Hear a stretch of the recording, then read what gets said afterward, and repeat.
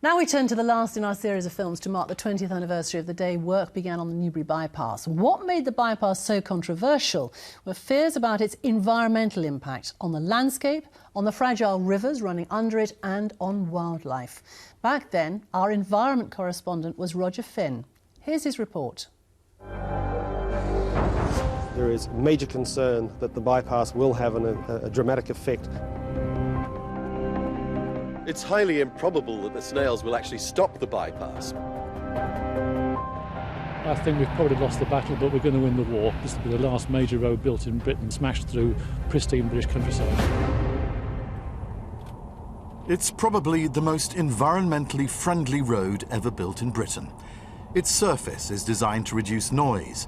It incorporates a host of wildlife-friendly features and pollution controls. And though 10,000 trees were cut down, 200,000 were planted, many by school children. So, a triumph of environmental sensitivity. And yet... In the years before the bulldozers moved in, I was a regular visitor here to report for BBC South. And this is a place that most tugged at my heartstrings. This is Wrack Marsh beside the River Lambourne, a protected wildlife haven and a place of beauty and tranquility.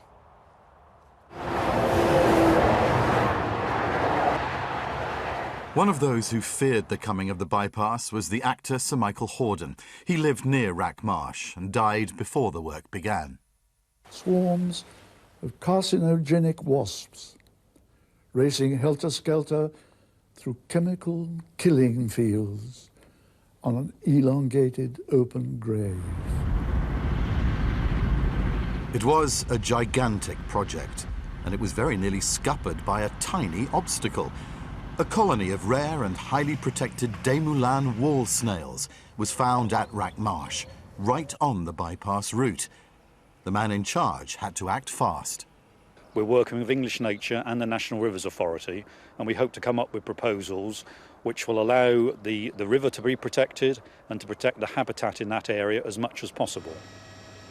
The answer was to move the colony to a newly created riverside habitat just a few metres away. They were protected by the European Habitats Directive. If we hadn't moved them, then work would have had to stop on the bypass for 6 to 12 months, whilst the European Commission considered it.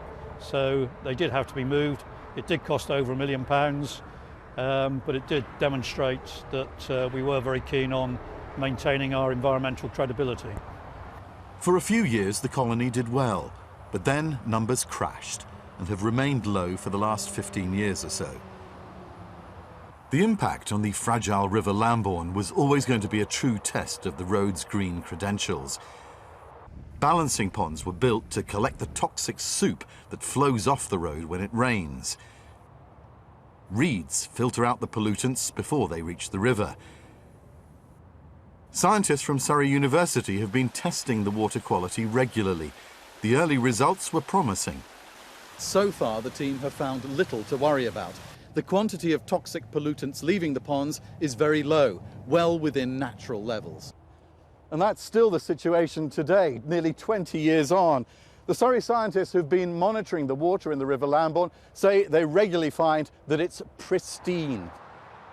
So, a great green success story, according to the engineers who built the bypass. But for those who fought it, it's exactly what they feared, an ugly scar. Roger Finn for BBC South Today. And Radio Berkshire's Andrew Peach has a special broadcast live from the Newbury bypass tomorrow morning from 7 until 10.